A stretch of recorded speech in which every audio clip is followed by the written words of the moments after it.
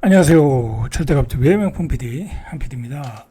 자, 최근에 우리가 점심을 먹으러 가면 점심 가격이 폭등했잖아요.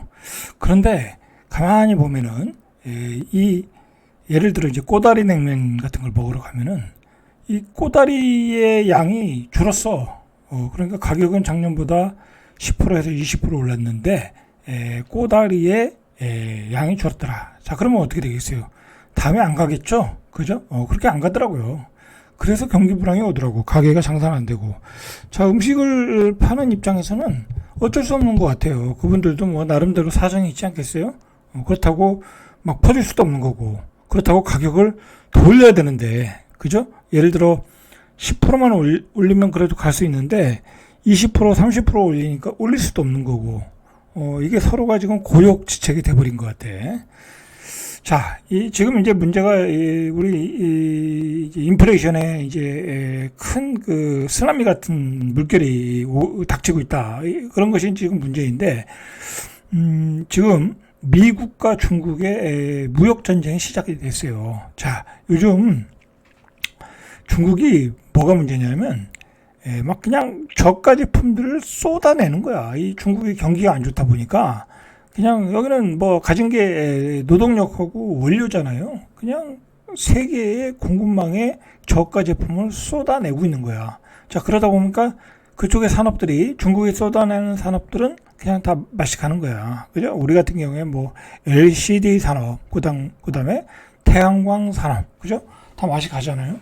그래서 미국을 겨냥을 했는지 중국의 전기차를 그냥 싸게 쏟아낸 거야. 그러니까 지금 미국 입장에서는 테슬라의 산업에 미국의 경기에 직결되어 있는 거거든요. 만약에 미국의 전기차가 죽으면 미국의 제조업이 죽는 거야. 그렇지 않겠습니까? 안 그래도 선거를 앞두고 있는데 미국의 자동차 산업이 죽어버리면 바이든은 선거에서 이길 수가 없어요. 자, 그래서 미국이 중국의 전기차에 대해서 관세를 100% 검토하겠다. 그래서 중국은 보복을 부를 것이다. 보복을 하겠죠. 자, 이렇게 되면 문제가 뭐냐면 이 고래등 싸움에 새우등이 터지는 거야. 물론 이제 이것 때문에 우리가 이득을 보는 산업은 있어요. 뭐 예를 들어 자동차 산업이라든지 배터리 산업이라든지 그런 이득을 보는 건 있지만은, 자, 문제는 중국이 보복을 할 거라는 거죠. 그죠? 어떻게 보복을 하겠어요? 이들이 가지고 있는 원료, 그죠? 뭐 히토류, 흑연, 뭐 2차 전지에 뭐 어마어마하게 들어간 연료들이 있잖아요. 뭐 그것들을 가격을 올린다든지, 그죠? 가격을 올린다든지, 아니면 수입을 규제한다든지. 자, 이게 여러분들 우리가 알게 모르게 의약품의 원료들 있잖아요. 의약품의 원료들, 이것도 중국에서 무지하게 수입을 해요. 우리가 뭐 자동차 관련 이것만 수입하는 게 아니라 뭐 반도체 원자재도 수입을 할 것이고, 알게 모르게 어마어마한 원료들을 중국에서 가져오는 거예요.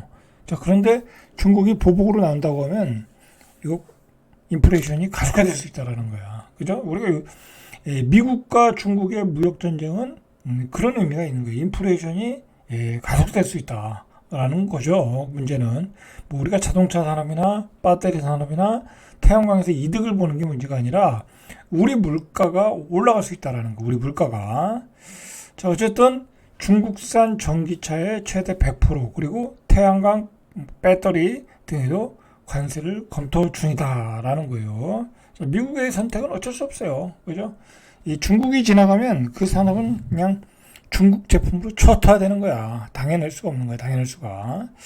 자, 그래서 미국이 슈퍼 301조, 미국은 2022년부터 통상법 301조 등에 따라 중국산 제품에 부과된 총 3천억 달러 규모 관세에 대해서 재검토를 해왔다. 그래서 바이든 행정부가 중국산 수입품에 대한 관세를 막바지 조율 중이라며, 특히 중국산 전기차에 대한 관세를 현행 25%에서 100% 인상한다. 자, 100% 인상하면 중국차를 미국에 팔 수가 없어요. 그죠? 팔 수가 없어요.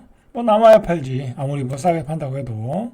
자, 이렇게 관세를 4배 인상해서 사실상 중국산 전기차의 미국 내 진입을 막겠다라는 거죠. 만약에 이대로 중국차가 들어오면 미국의 자동차 산업은 그냥 붕괴되는 거예요. 뭐 우리도 마찬가지고. 자, 미국은 그동안 중국의 과잉 생산 문제를 문제 삼았다. 자, 여러분, 이거 자동차뿐만 아니라 우리도 문제잖아요. 그 알리와 테무가 들어오는 바람에 우리 이 온라인 쇼핑 업체들 완전히 요즘 타격을 받았죠. 그죠? 그래가지고 지금 우리도 대책을 마련 중이잖아요. 여러 가지 대책을. 사실 알리템을 이대로 놔두다가는 이대로 가다가는 우리 유통망은 다 깨지는 거야. 그죠? 우리도 대책을 마련해야 돼요, 이거.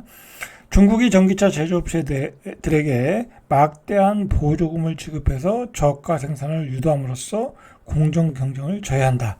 이 중국이란 나라는 원료도 풍부하지, 인건비 싸지, 그죠? 그 다음에 정부의 통제 정책을 할 수 있는 나라잖아요. 그리고 법을 무시하면서 할 수 있는 나라잖아요. 자, 그러다 보니까 경제가 아니다. 그렇게 생각해서 미국에서 이렇게 관세를 때린다. 자, 미국의 100% 관세 조치가 현실화되면 사실상 중국산 전기차의 미국 진출은 어려워진다. 자, 이 문제는 이제 그 후폭풍이죠. 후폭풍. 자, 전기차의 판매 가격만큼을 세금으로 부담하게 되면 가격 경쟁력은 사라진다. 자, 이렇게 되면 우리나라 같은 경우에는 반도체, 태양광, 2차 전지, 자, 이런 데는 우리는 혜택을 보는 거예요. 경쟁력이 있어지는 거지, 미국에서. 근데 만약에 미국산 전기차가 들어간다든지 2차 전지가 그대로 들어간다든지 하면 우리 2차 전지 같은 경우는 경쟁률이 떨어지는 거예요. 자, 로이터 통신은 미국이 주사기 등 중국산 의료기기에 대해서도 관세 부과를 검토하고 있다. 그러니까 미국이 전체적으로 이 중국의 저가 제품에 대해서 관세 때리고 있는 거야. 자, 이제는 옛날에 중국이 그래도 기여했던 게 인플레이션을 잡는 거였잖아요. 저가 제품을 공급을 해서 이제는 그런 게 이제 사라진 거야. 미국의 정책적으로 이렇게 관세를 때려버리면 이제 저가 제품이라는 게 이제 수출할 수 없게 되니까 결국은 이게 어려워지고 인플레이션은 계속 가는 기조가 되는 거죠. 자, 중국의 반응을 보시죠. 중국 관영 황구15는 사설을 통해서 중국의 친환경 제품 과잉 생산에 대해 비논리적이고 근거 없는 비방 캠페인은 바이든 행정부가 오랫동안 구상한 무역 보호주의 조치의 디딤돌에 불과하다. 자, 이는 중국 발전을 탄압하고 저해하려는 미국의 스무동기다. 자, 이제 본격적으로 미국과 중국의 무역 전쟁이 시작됐다. 이제 그 신호로 보셔야 되는 거죠. 황구15는 미국의 도발에 대해 절제된 자세를 유지한 중국이 미국의 완고한 무역 보호주의로 무역 긴장이 고조되는 상황에서 필요하다고 판단되면 반격할 수 있다. 이제 중국이 가지고 있는 원료를 이제 가격을 올린다든지 그러겠죠. 아니면 수출을 안 한다든지. 이제 자기네들이 수출 안 하면 가격이 올라가는 거잖아요. 그죠? 다른 나라에서 또 살라고 올라가는 거잖아요. 자, 중국은 그동안 미국 주도의 반도체 수출 통제 등 조치가 이루어질 때마다 원재료 수출 제한 등을 통해 대응했다. 자, 똑같이 대응하겠죠. 자, 미국의 관세 부과가 실제로 이루어질 경우 중국 측 보복 조치로 전 세계 공급망이 다시 차질을 빚을 수 있다. 여러분이 이거 많이 듣던 소리잖아요. 그죠? 전 세계 공급망이 차질을 빚으면 어떻게 되겠어요? 인플레이션 한다는 거죠. 자, 그러면 어떻게 되겠어요? 금리 인하를 못 하는 거예요. 그죠? 우리가 지금 금리 인하 기대감으로 갔잖아요. 그죠? 미국과 중국의 무역 전쟁은 증시의 악재예요. 그죠? 증시의 악재예요. 금리 인하를 못 하잖아요. 그죠? 다시 인플레이션 올 수 있으니까. 자, 트럼프 전 대통령은 재임 시절 중국에 대해서 광범위하게 관세를 부과하면서 중국과 관세 전쟁이 촉발됐다며 이번 조치는 세계 최대 경제 대국인 두 나라 사이 긴장이 고조되는 시기에 중국의 보복을 불러올 수 있다. 자, 미국 내에서는 관세 부과의 일변도의 정책이 오히려 자국 산업을 보호하기는커녕 더 유축시킬 수도 있다. 자, 부정적으로 보는 거죠. 부정적으로 이 미국 내에서도 트럼프 입장에서는. 자, 어쨌든 바이든 입장에서는 선거가 얼마 안 남았잖아요. 어쩔 수 없는 거죠. 그죠?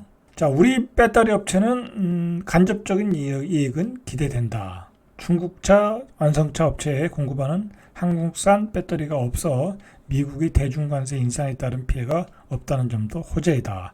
자, 그리고 태양광 산업을 하는 하나솔루션 관계자는 실제 대중 관세가 크게 오른다면 호재로 인식된다며 미국에서 동남아를 우회해 공급되는 중국산 태양광 제품에 대한 면세 조치도 6월에 종료되는 만큼 미국 시장을 공략 중인 회사들에게는 호재가 될 수 있다. 자, 이런 업종들이 호재를 나올 수 있다라는 거죠.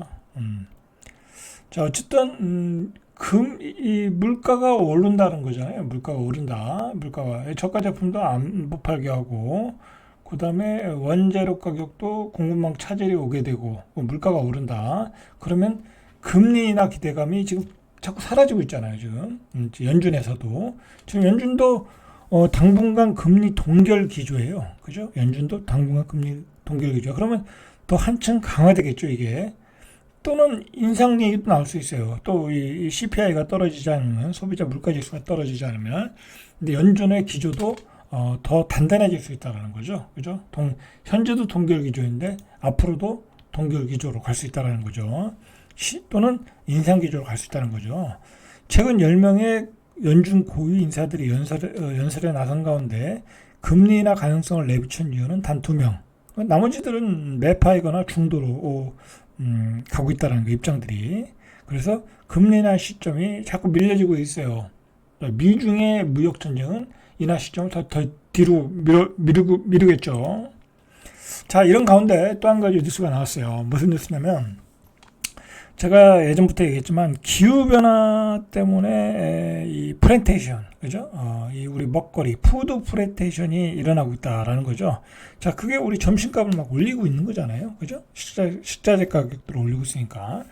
자, 지금 이번에 나온 거는 올리브유 가격이 올라간다라는 거. 올리브유 가격을 올려야 된다. 자, 식품업계에 따르면 CJ 제재당 샘표, 이 대형마트에서 판매하는 올리브유 제품 가격을 30%, 와, 이게 30%씩 넘는 거야.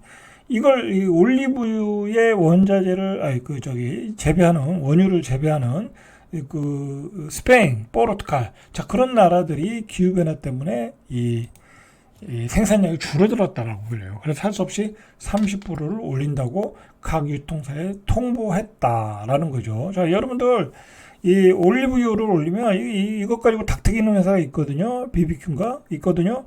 자, 그럼 이제 닭값도 올라가는 거예요. 치킨값도 올라간다. 그죠? 우리 치킨 많이 먹잖아요. 그죠?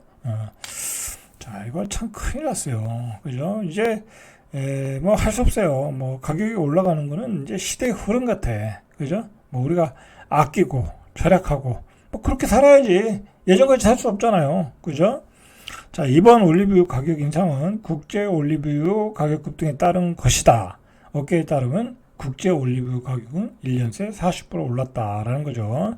자, 여러분들 뭐 사실 치킨 뭐 한 달에 한 3번 먹을 거야, 4번 먹을 거야. 2번 먹어도 안 죽어요. 그죠? 뭐 어쩔 수 없어요. 그죠? 장사하시는 분들도 어쩔 수 없는 거야. 뭐 그러면 이제 치킨 가게 안 되는 분들은 또 그만두고 다른 일 하셔야 돼. 뭐 그렇게 경제가 돌아가야지 어떻게 되겠어요. 그죠? 어디 취직을 하거나, 그죠? 그렇게 돌아가는 거예요. 세상은. 그죠? 자, 국제 올리브유 가격 상승의 주요 원인으로는 최대 생산국인 스페인의 가뭄이 꼽힌다. 여러분들 이거 지금 이게 올리브유만 그런 게 아니에요. 뭐 커피도 그럴 거 아니에요. 커피도 이게 기후 변화 때문에 우리 요즘 같이 막 중국은 막 그 폭우가 내리고 반대편 지역에서는 가뭄이 오고 막 그렇게 된다니까요. 이 지구상에 내리는 비의 양은 한정돼 있는데 이게 골고루 내려야 되는데 그냥 한 곳에서 퍼붓고 한 곳은 가뭄으로 가고 막 그렇게 되는 거야. 자, 그렇게 되면 이게 이런 현상이 나오는 거예요. 자, 지난 2년간 스페인은 가뭄에 시달렸고 이에 따라 스페인산 올리브는 가격이 1년 새 2배 이상 올랐다. 그죠? 2배 이상 올랐다. 자, 기후변화로 인한 자연재해나 극한 날씨로 농작물 생산이 감소해. 자, 물가가 오르는 것을 기후 플랜테이션이다. 이게 현실화되고 있다는 거야. 자, 이 밖에 그리스와 이탈리아, 포르투갈 같은 주요 올리브 생산국에서도 날씨 때문에 착항이 나빴다. 자, 이거 이제 자, 국제 올리브유 가격 급등에 따라 100% 올리브유를 써서 닭을 튀겼던 치킨 프랜차이즈 BBQ는 지난해 10월부터 올리브유보다 가격이 저렴한 해바라기유를 절반 섞어서 사용하고 있다라는 거예요. 자, 이 정부도 참 입장이 곤란해졌죠. 이 정부도 요즘 물가가 폭등해서 여러 가지로 지금 지지율이 떨어지고 있는데, 자, 정부도 물가 안정에 기조에 협조해 달라고 요청하고 있으나 뭐 할 수 없죠. 회사들이 뭐 죽을 맛인데. 자, 이게 보세요. 이제 올리브유가 올라가면 우리가 김은 많이 먹잖아요. 저도 김은 좋아하는데 이 김 전문 업체인 광천김, 뭐 이런 대천김, 성경식품 이런 데도 김값을 올려야 된다는 거예요. 이 김에 올리브유를 바르거든. 그죠? 외식 업체 중 맥도날드는 이달 16개 메뉴 가격을 평균 2.8%, 피자헛은 메뉴 2종 가격을 약 3% 이렇게 계속 올리는 거야. 우리가 막 많이 먹는 뭐 김, 뭐 치킨, 뭐 맥도날드 그것만 올리나요? 롯데 웰푸드는 초콜릿 원료인 코코아 가격 상승에 따라 빼빼로, 가나 초콜릿 등 제품 가격을 이달부터 올리기로 했다. 뭐 방법이 없어요. 그냥 줄이는 수밖에 없는 거야. 우리는 줄여서 그러면 뭐 이제 뭐 많이 안 팔리면 이제 뭐 원자재 가격도 떨어지지 않겠어요? 뭐 그렇게 뭐 경제는 흘러가는 거예요. 그죠? 어쨌든 미중의 패권 전쟁, 자 그거는 물가 폭등의 또 다른 신호이다. 우리가 그렇게 받아들여야 돼요.